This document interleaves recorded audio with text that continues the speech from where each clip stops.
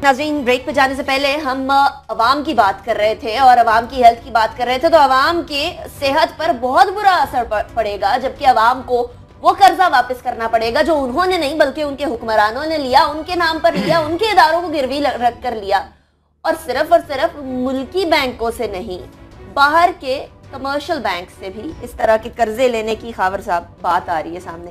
ये बताएं, कितना कर्जा चाहिए हमें मुल्क को चलाने के लिए? कब हम कर्जे से बाहर आएंगे, खुद कफील होंगे, अपने पांव पे खड़े होंगे? ये कर्जे का सेक्टर जो है ना, ये जिम्मेदारी हमने दी हुई है सुहेल भट्टी साहब को। ये शुक्र है, ये भारी जिम्मेदारी, क्योंकि ख्वाजा आसिफ साहब जो है ना, ये ख्वाजा आसिफ साहब से हट के शुक्र है सेनेटर डार साहब पे आए हैं। तो ये भट्टी साहब आप भी बताएं कि कर्जे कौन कितने ले रहे हैं, आप हमेशा जो है ना वो ख्वाजा आसिफ साहब के ऊपर बड़ा हाथ भारी रखते हैं। तो हमें बताएं कि डार साहब भी कुछ कर रहे हैं कि नहीं कर रहे? मतलब डार साहब से कहना क्या है, डार साहब के तो जो मामला थे, तो ये तो बंदा हाथ रखते रखते भूल जाए कि हाथ रखें, ये बंदा खुद आंखें बंद कर ले।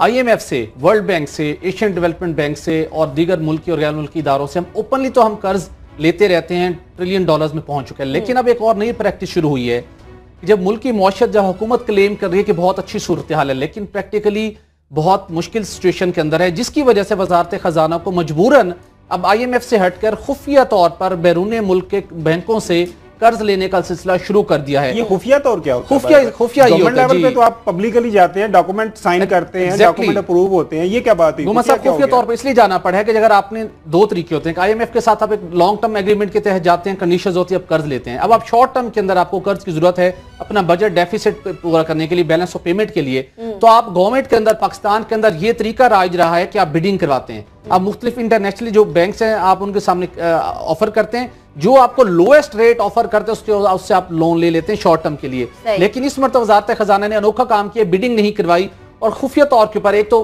क्रिटिसिज्म से बचने के लिए और दूसरा उनके बकौल के टाइम कम था, जिसकी वजह से हमारे पास ये इख्तियार है कि हम बिडिंग करवाए बगैर भी कर्ज ले सकते हैं। और ये कर्ज लिया गया है $90 करोड़। ये $90 करोड़ कर्ज लिया गया है। एक मुत्तहिदा अरब अमारात का बैंक है जिसका नाम है नूर बैंक। नूर बैंक से $20 करोड़ का कर्ज लिया गया है। चाइना डेवलपमेंट बैंक से $70 करोड़ का कर्ज लिया गया है। इसकी किसी कॉम्पिटेंट फोरम से अप्रूवल नहीं ली गई थी, बिडिंग नहीं करवाई गई थी। मंजूरी लेने के बाद अब जो फेडरल कैबिनेट की लास्ट मीटिंग हुई है, वहां पर उसको बताया गया कि ये हमारे लिए नागुज़ीर हो चुका था, ये कर्ज हमने लिया है। बताया गया कि बड़े कम मार्कअप पे लिया है, लेकिन जो माहिरीन बता रहे हैं, जो इस सारे प्रोसेस से कुछ अवेयर हैं, वो कहते हैं कि कोई 4.5 से 5% पर लिया है, जबकि 3-3.5% पर लिया जा सकता था। इसको डिस्क्लोज होना चाहिए था, डिस्क्लोज नहीं किया गया। उसके साथ ये कर्ज तो लिया जा चुका है, अब ये मजीद कर्ज $600 मिलियन यानी $60 करोड़, ये 60 अरब रुपए मजीद कर्ज लेने की भी तैयारी की जा चुकी है। चीन से कोशिश की जा रही है कि उससे कर्ज हासिल किया जाए। मुल्क की मौशियत बहुत मुश्किल तरीन सूरत हाल से दो चार है, और ये कर्ज क्यों लिए जा रहे हैं इसकी भी आपको वजह बताते हैं। पाकिस्तान इन कर्ज को वापस कैसे किया जाएगा ये भी बता दीजिएगा। कर्जा लेके वापस किया जाएगा, वो तो आने वाली हुकूमतें देखेगी ना, बाद में ये थोड़े इन्होंने थोड़े वापस करना है। डॉक्टर साहब खुद ही आने वाले दिनों में खुद ही बैठे हो, खुद ही वापस करने का भी कोई अरेंजमेंट कर रहे हो। तो आपने उनके दिल की ख्वाहिश का वो कहते तो ये ना कि हमने इतना कुछ डिलीवर कर दिया, इतने कर्ज ले लिए हैं कि हम दोबारा भी आ सकते हैं। आगे सुनिए, पाकिस्तान ब्यूरो ऑफ स्टैटिस्टिक ने जो जुलाई 2016 से जनवरी 2017 के अदाद शुमार जारी किए हैं, वो इंतहाई हैरान कुन है, हिला देने वाली सूरत हाल है। हमारा तिजारती खजाना, ट्रेड डेफिसिट 17 अरब 42 करोड़ डॉलर तक पहुंच गया है। 28% ये ज्यादा है गुज़श्ता माली साल के इसी अरसे के मुकाबले में। बहुत परेशान कुन वजह क्या है? वही वजह कि एक्सपोर्ट कम हुई है, इंपोर्ट बढ़ गई है। इसके साथ जो बताया गया इस फिगर्स में, जो हमने बरामदात जनवरी के अंदर सिर्फ 3.21% हमारी जो बरामदात कम हुई है, जिसकी वजह से हमें ये इस मसाइल का सामना करना पड़ा है। और इसके साथ साथ ये भी बताया गया कि जो हमारी दरामदात हैं उसमें $4 अरब का इजाफा हो गया। आप बता नहीं रहे कि खुफिया गेम कैसे डाली है डार साहब ने वो कर्जे वाली। अच्छा, वैसे डार साहब माशाल्लाह चार्टर्ड अकाउंटेंट हैं, वो बेहतर तरीके से समझते हैं statement of financial position, statement of income, statement of equity को अच्छे तरीके से एनालाइज कर सकते हैं। तो जरा ये भी देख लें कि हमारे यहाँ डेट टू इक्विटी रेशियो क्या है।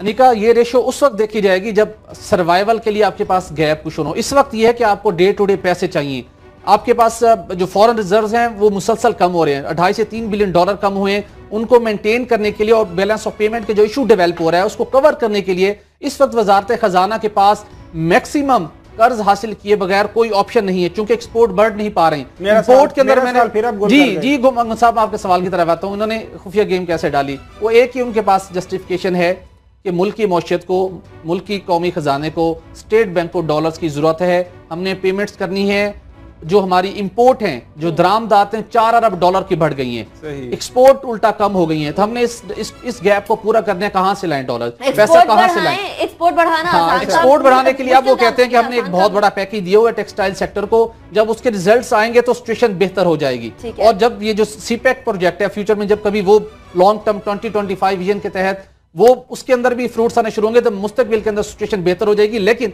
आने वाले दिनों के अंदर ये जो सूरत-ए-हाल, माली सूरत-ए-हाल बताइए, सबसे परेशान कुन बात है, आवाम के लिए तैयार हो जाएं, टैक्स मजीद लगेंगे। 130 अरब का पहले ही शॉर्टफॉल है, सूरत-ए-हाल आपके सामने ये रखिए, अवाम के ऊपर मजीद टैक्स लगने जा रहे हैं। चलिए, टैक्स अवाम के ऊपर लगेंगे, लेकिन बहुत सारी चीजों की कीमतें भी बढ़ जाएंगी। यहाँ जहाँ टैक्स लगेगा अवाम के ऊपर कर्जा वापस देने के लिए, वहाँ कीमतें बढ़ेंगी। एक आम घरेलू सारिफ का चूल्हा जिससे जलता है, यानी गैस से, और एलपीजी का मामला। सोहेल साहब, हम लोग तो कुछ दिन पहले सुन रहे थे कि कीमतें कम हो जाएंगी और अब जो है कीमतें ज्यादा होने की बात आ रही। ये मैं रिक्वेस्ट की थी सोहेल से फॉलो अप स्टोरी करना। चले, मेहरबानी, आपने स्टोरी कर दी। अवामी मसाइल के ऊपर हम फिर नजर तो रखते हैं कि अक्सर अब आप वो शायद हाकान अब्बासी साहब की तारीफें करते हैं, लेकिन चलें, जैसे आप साहब हर मामले के अंदर नहीं, जो जहां अच्छा परफॉर्म करेगा उस हद तक, हर मामले के अंदर क्लीन चिट तो नहीं आपको। ख्वाजा आसिफ साहब की मैं तारीफें करता हूं, अनिका कमाल करती हैं। ख्वाजा आसिफ साहब कुछ ना कैसे नहीं, मैं बेचारे उनके पास जिम्मेदारी बड़ी भारी है। देखिए, मिनिस्टर ऑफ डिफेंस भी हैं, वो डॉन लीग का इशू चल रहा है, उसमें भी काफी उनको गैस लाने की जिम्मेदारी भी तो बहुत बड़ी है ना, शायद हाकान अब्बासी साहब पे भी तो बहुत। अनिका, अब यहाँ पर बड़े अफसोस की बात है, 16 साल बाद हुकूमत ने जब से इक़्तिदार में आई, ये कह रहे थे कि हम जो एलपीजी मार्केटिंग कंपनी और प्रोड्यूसर मुल्क भर के अंदर मन मर्जी की कीमत वसूल करते हैं, अरबों रुपए का नाजायज मुनाफा खोरी कर चुके हैं, हम उसको कट लगाने जा रहे हैं। ये सिलसिला खत्म होगा। CCI मंजूरी हासिल की गई, लिटिगेशन हो गई, बिल आखिर हमने किया 6 फरवरी को वजारत पेट्रोलियम की एडवाइस के ऊपर ओगरा ने तमाम कंपनियों को ये डायरेक्टिव जारी किया कि फौरी तौर के ऊपर एलपीजी की कीमत, घरेलू सिलेंडर है जो 1200-1300 रुपए तक एवरेज मुल्क में फरोख्त हो रहा था, उसकी कीमत 6 फरवरी 2017 को फिक्स कर दी गई थी 900 रुपए फी सिलेंडर। और साथ ये कहा गया था जो कंपनियां इस कीमत के ऊपर सिलेंडर फरोख्त नहीं करेंगी उनके खिलाफ कार्रवाई होगी, चूंकि अब तो लाहौर हाई कोर्ट का फैसला भी इस मामले में मौजूद है। लेकिन हैरान कुन तौर के ऊपर अगेन एलपीजी मार्केटिंग कंपनियां दोबारा तगड़ी साबित हुई हैं वजारत पेट्रोलियम और वफाकी हुकूमत के मुकाबले में। उन्होंने दो टोक कहा कि हम ये कीमत कम नहीं करेंगे। 900 रुपए के ऊपर जो वजारत पेट्रोलियम ने डिटरमिन की है और ओगरा के जरिए उसको इंप्लीमेंट करवाया है, ये हमें सूट नहीं करते, हमें नुकसान होगा। और उसके बाद 6 को ये लेटर जारी किया गया वजारत पेट्रोलियम और ओगरा ने। 9 तारीख को अगेन एक वजारत पेट्रोलियम ने अपने उस फैसले से विड्रॉ करते हुए कंपनियों को जो 900 रुपए कीमत थी वो 200 रुपए फी सिलेंडर कीमत बढ़ाते हुए उन्हें कहा जी ठीक है आप 900 रुपए नहीं बेच सकते, आप 1100 रुपए फिक्स कर दीजिए। Chairman LPG distributor association Irfan Khokhar से जब इस हवाले से बात हुई, उनका कहना था कि वजारत पेट्रोलियम ने एक गलत फैसला किया था। इंटरनेशनल मार्केट में कीमत कम थी। आपने मेरे से लड़ाई की थी कि ये रिलीफ मिलेगा, इस दफा जरूर मिलेगा। घुमन साहब, हम तो ये समझते हैं कि जब आप एक और नहीं मिलेगा। घुमन साहब, आपकी प्रेडिक्शन साबित हुई अनफॉर्चुनेटली, लेकिन मैं देख रहा था कंज्यूमर इंटरेस्ट को, कंज्यूमर पीछ रहे हैं एलपीजी के सालों से, उनकी जेबों से अरबों रुपए निकलवाए जाते हैं। हाई कोर्ट का फैसला था, ओगरा ने डायरेक्टिव इशू कर दिया, तो मैं पूरा उम्मीद था कि इस कागज की कोई कदर कीमत होगी, रिलीफ मिलेगा, लेकिन वो कहते हैं कि इस कीमत के ऊपर मुमकिन नहीं। क्या अगर जिस तरह कोर्ट ने एक डिसीजन ले लिया और डिसीजन को खत्म करते हुए या रद्द करते हुए या नजरअंदाज करते हुए आगे बढ़ते हुए वजारत पेट्रोलियम अपनी मर्जी करे, तो इसके ऊपर क्या कोई एक्शन होगा? अनिका, अब मेरे ख्याल में वजारत पेट्रोलियम हाई कोर्ट को बताएगी कि देखिए जी हमसे गलती हो गई थी, उस वक्त आलमी मार्केट की कीमत को हमने मद्देनजर नहीं रखा, वो पुरानी कीमत थी, नई कीमत आलमी मार्केट की है तो उसकी बुनियाद के ऊपर हमने ये कीमत मुकर्रर कर दी है। चूंकि अब मेरे ख्याल या तो वजारत पेट्रोलियम की प्लानिंग गलत थी या प्रेशर में अब आ गई है।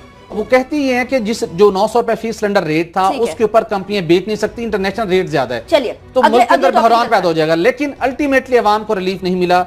वजारत पेट्रोलियम मान के जी घुमन साहब, आपको मान के चले खावर साहब, कुडोज टू यू के जो आपने कहा था वो हो गया। नहीं, मैंने कहा नहीं, ये मतलब हमारे नाज़रीन को जनरल बात है ना, मतलब ऑब्वियस सी बात है। अगर घुमन साहब अवाम के लिए अच्छी तवक्कुआत का इजहार करें तो शायद उनको रिलीफ ही मिले शुरू। नेक्स्ट टाइम खावर साहब आपने अगर नेगेटिव बात की ना तो वही होगा, आपने नेगेटिव बात नहीं करनी। हम नेक्स्ट टॉपिक पे भी बात करेंगे, मैं नेक्स्ट टाइम की बात कर रही हूँ तो, लेकिन इतना जरूर है कि काश ऐसी गलती भी हो कि वो ज्यादा बता दें और बाद में कीमत कम करना पड़े। ऐसी गलती हमें कम नजर आती है, लेकिन गलती ये भी है कि अवाम अंधाधुंध एतबार करने लग जाते हैं और जब एतबार करते हैं तो फिर उस एतबार को ठेस भी पहुंचाई जाती है। और इस ठेस पहुंचाने के अंदर चारों सूबे मुलव्वस है। क्या हो रहा है कि एक ही पेज पर आ गया। खबर साहब, क्या हुआ? हेलीकॉप्टर का मसला क्या बना हुआ?